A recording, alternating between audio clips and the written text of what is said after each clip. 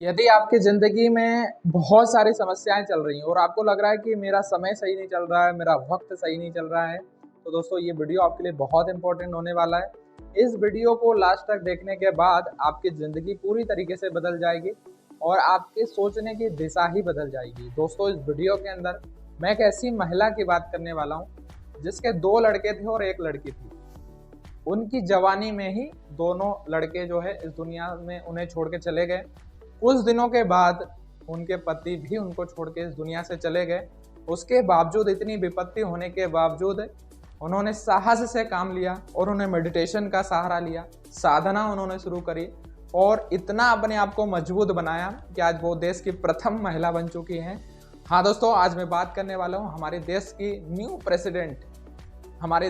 New president Draupadi Murmu के बारे में, जो कल ही हमारे देश की नई राष्ट्रपति बनी है, आदिवासी पहली राष्ट्रपति बनी है और वो आज़ाद भारत में पैदा हुई पहली राष्ट्रपति भी हैं और उनकी लाइफ से हमें बहुत कुछ सीखने को मिलेगा। लेकिन आज मैं इस वीडियो के अंदर बात करने वाला हूँ 5 लर्निंग फ्रॉम द्रौपदी मुर्मू। उनकी ज़िंदगी से 5 वो बातें जो हम सीख के अपने जीवन में अमल कर सकते हैं और अपने जीवन में हम हर प्रोफेशन में, हर लाइन में आगे बढ़ सकते हैं और हम भी बहुत कुछ अपनी लाइफ में कर सकते हैं। जो भी नई ऑडियंस अभी हमारे चैनल पर जुड़ी है, आप सभी से रिक्वेस्ट है, यदि अभी तक आपने चैनल को सब्सक्राइब नहीं किया है तो चैनल को सब्सक्राइब जरूर कर लें और वीडियो को लाइक कर दें और लास्ट तक जरूर सुने इस वीडियो को।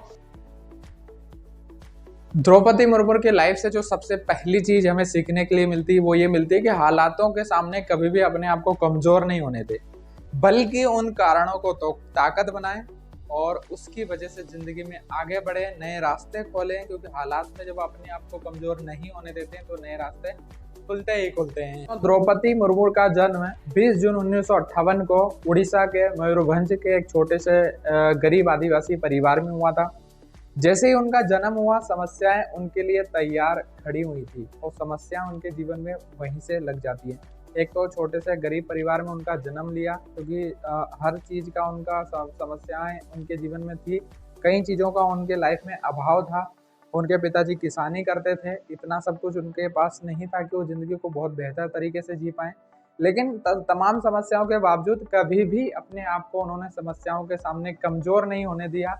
अपनी ताकत और मजबूती के साथ वो जो है जीवन में लगातार आगे बढ़ती रही और उस परिस्थिति में भी अपने सपनों को संजोते हुए आगे चलती रही। द्रौपदी मुर्मू जी ने अपनी शुरुआती शिक्षा अपने जनपद से ही करी। उसके बाद वो भुवनेश्वर चली गई, वहां से उन्होंने ग्रेजुएशन किया। ग्रेजुएशन करने के बाद उन्होंने अपनी बेटी को अच्छी शिक्षा देने के लिए वो एक स्कूल में टीचर बन जाती हैं। टीचर बनने के बाद उन्होंने वहीं से अपने करियर की शुरुआत कर दी थी, टीचर लाइफ से। जैसा मैंने आपको बताया कि द्रौपदी मुर्मू जी की जिंदगी में समस्याओं का आना अभी बाकी था, सब कुछ ठीक चल रहा था कि एक दिन 2009 में 27 अक्टूबर को सुबह 9 बजे एक घर में एक लाश मिलती है और पूरा हड़कंप मच जाता है पूरे गांव के अंदर।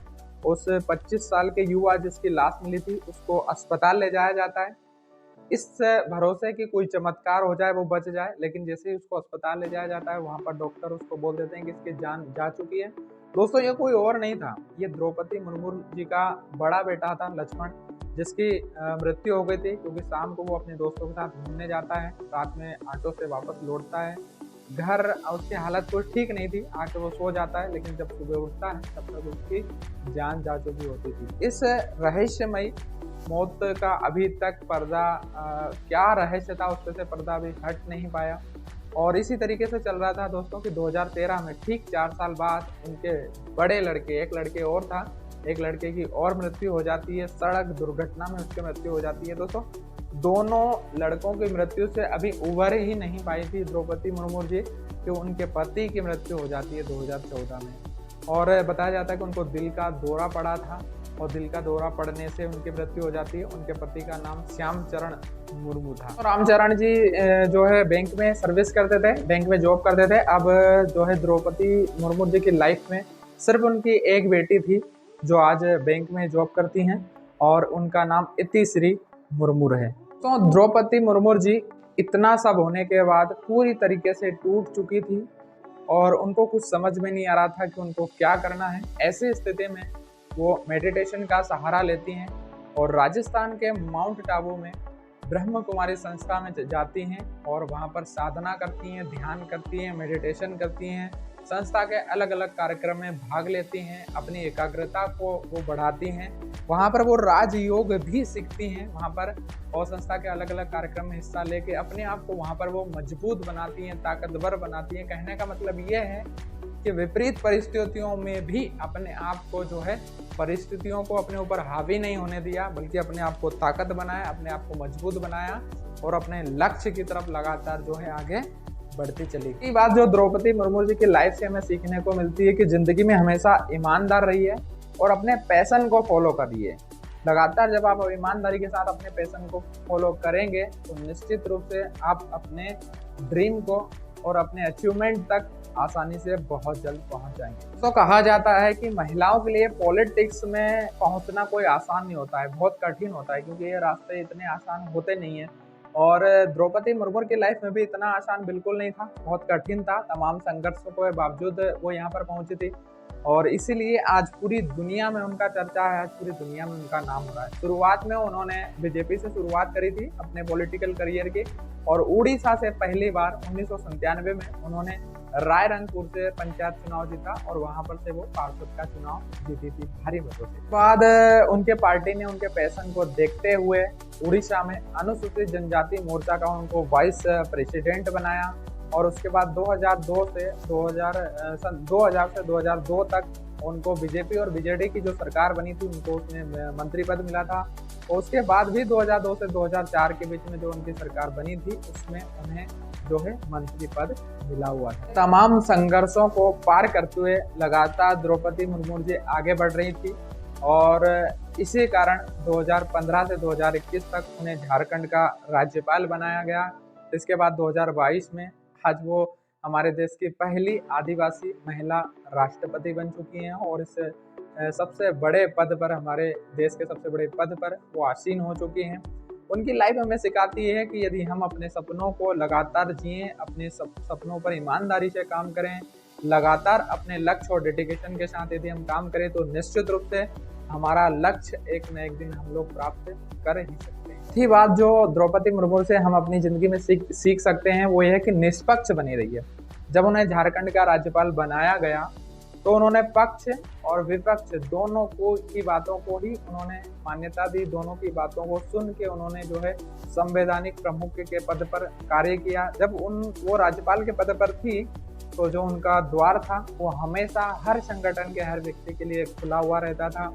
जब पुरानी जो बीजेपी की सरकार थी और वर्तमान में जब वहाँ पर जो झारखंड की सरकार थी, उस समय दोनों को ही उन्होंने अपने शासनकाल में कई बार कई नसीहतें दी और निष्पक्ष रूप से निर्णय करते हुए अपना राज्यपाल का पद उन्होंने संभाला और सफलतापूर्वक अपना समय व्यतीत किया। बीजेपी की जो पुरानी सरकार थी वो आदिवासियों के संरक्षण के लिए 2 नए कानून में संशोधन करना चाहती थी, और उसके लिए विधानसभा में बहुत सारा हंगामा भी हुआ, और हंगामे के बावजूद, इतना से विरोध होने के बावजूद जो है बिल पास हो जाता है। पास होने के बाद राज्यपाल के पास पहुंच जाता है, यानी द्रौपदी मुर्मू जी के पास जो है वो बिल पहुंच जाता है।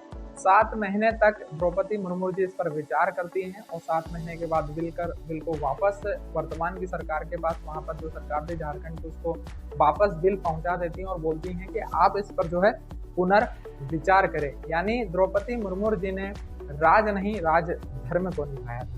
तो आखिरी सबसे बड़ी बात जो द्रौपदी मुर्मू की लाइफ से हम सीख सकते हैं वो ये है कि मेमोरीज से आप बहुत कुछ सीख सकते हैं। आपके जीवन की जो मेमोरीज हैं, जो यादें हैं, जो लम्हे हैं, आप उससे बहुत कुछ सीख सकते हैं। द्रौपदी मुर्मू जी की मुलाकात कॉलेज में ही श्यामचरण मुर्मू जी से हुई थी और दोस्ती प्यार में बदल गई। प्यार में बदलने के बाद 1980 में उनकी शादी हो जाती है। शादी होने के बाद जैसा मैंने आप लोगों को बताया कि उनके 2 जवान बेटों की मृत्यु हो जाती है, वो इस दुनिया से चले जाते हैं। उसके बाद जो है उनके पति भी उन्हें इस दुनिया से छोड़कर चले जाते हैं, और उन्हीं की याद, उन्हीं के लम्हों को संजोने का प्रयास करती हैं, और उसके लिए वो जो है अपने ससुराल में जो घर था उस घर को जो है वो स्कूल में तब्दील कर देती हैं, और अपने स्कूल का नाम श्याम लक्ष्मण सिपुण उच्चतर माध्यमिक विश्वविद्यालय नाम रखती हैं। और जैसा कि मैंने बताया कि 2016 में वो अपनी ससुराल का जो घर था उसको स्कूल में तब्दील कर देती हैं, और हर वर्ष जब पुण्यतिथि आती है अपने दोनों बेटों की और अपने पति की आती है तो हर पुण्यतिथि पे वो वहाँ पर जाती हैं और ध्यान करती हैं, अपनी उसी याद से वो मोटिवेट होती हैं, वहाँ पर आती हैं तो उनको उनकी याद से मोटिवेट होती हैं, उन सारे लम्हों को वो याद करती हैं जो अपने पति और अपने बच्चों के साथ उन्होंने जिया था। तो दोस्तों ये 5 लर्निंग जो आप आज हमने द्रौपदी मुर्मू जी की लाइफ से हमने सीखी, बहुत कुछ सीखने का मौका मिला। जैसे मुझे पूरी उम्मीद है कि बहुत कुछ सीखने का मौका मिला होगा आपको इस वीडियो के माध्यम से। और वो आज हमारे देश की न्यू प्रेसिडेंट बन गई हैं और उनके कार्यकाल में हमें उम्मीद है कि हमारा देश जो है तरक्की करेगा, नए आयाम लिखेगा, पूरी दुनिया में हिंदुस्तान का नाम होगा। दोस्तों आज के वीडियो को हम यहीं पर समाप्त करते हैं, नेक्स्ट वीडियो में फिर से मिलेंगे। वीडियो को ज़्यादा से ज़्यादा शेयर करिएगा। अभी तक यदि चैनल पर जुड़े हैं तो सब्सक्राइब जरूर कर लीजिएगा, लाइक जरूर कर दीजिएगा और शेयर जरूर करिएगा इस वीडियो को ज़्यादा से ज़्यादा लोगों तक। अगले वीडियो में फिर से हम मिलेंगे, तब तक के लिए bye, take care and see you soon. जय हिंद, जय भारत।